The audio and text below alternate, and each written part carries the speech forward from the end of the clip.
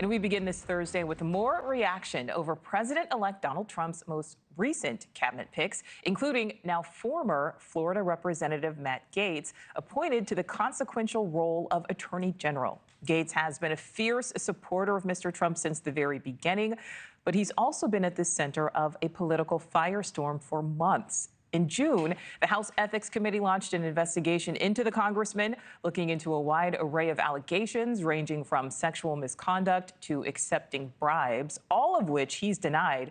A DOJ investigation also failed to produce charges against Gaetz. Now, that committee was set to vote on releasing its report on Gaetz tomorrow, but he abruptly resigned, submitting his resignation to Speaker Mike Johnson almost immediately after being nominated as Attorney General. So it's not clear if that report will still be released, but the chairman of the Senate Judiciary Committee is calling for it to at least be preserved and shared with his committee. So while some of President Trump's other cabinet picks have been unconventional and criticized, so far no pick has gotten more blowback than this one, with key Senate Republicans already voicing opposition.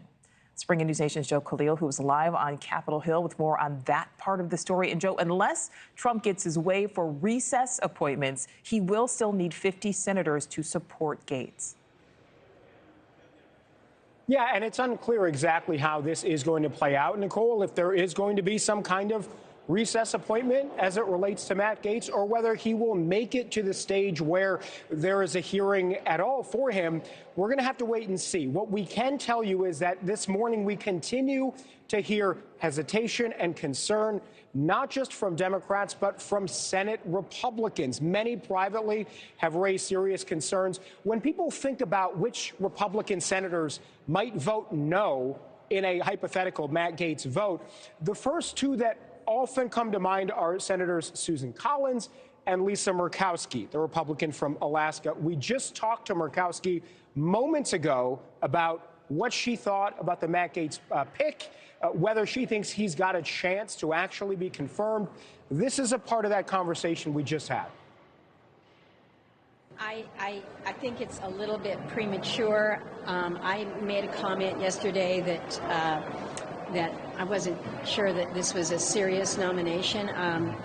And so I think what we'll have to see is how the president proceeds, not only with this nomination, but with others.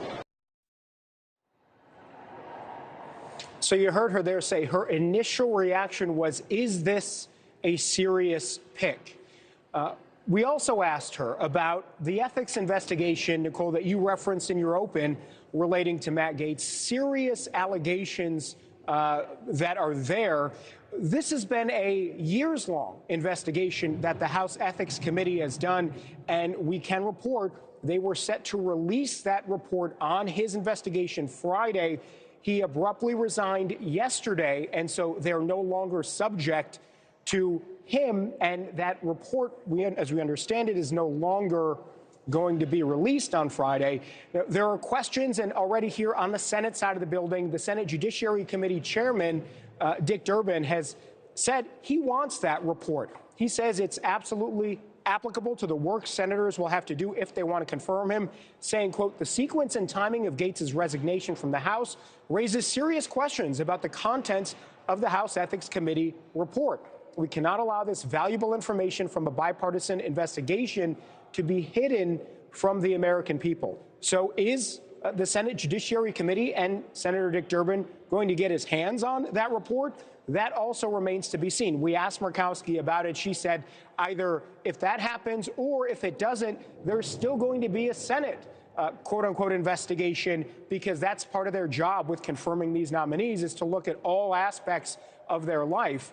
Now, the allegations against Gaetz are very serious. They involve potentially sex with a minor, a 17-year-old girl, and whether there was money paid to bring her across state lines, which includes a trafficking element to that, too. Again, these are just allegations. He's not been charged with anything, but that is what's going on here and the gravity of it. As you see here, Matt Gaetz, he has a reputation for being a very political animal. He led the charge to oust former Speaker Kevin McCarthy from his own party. and there are a number of other questions senators have and concerns. So it's going to be very interesting how Republican senators make their next moves as it relates to his nomination. Thanks for watching. Go to joinnn.com to find News Nation on your screen. And don't forget to click the red subscribe button below to get more of News Nation's fact-driven, unbiased coverage.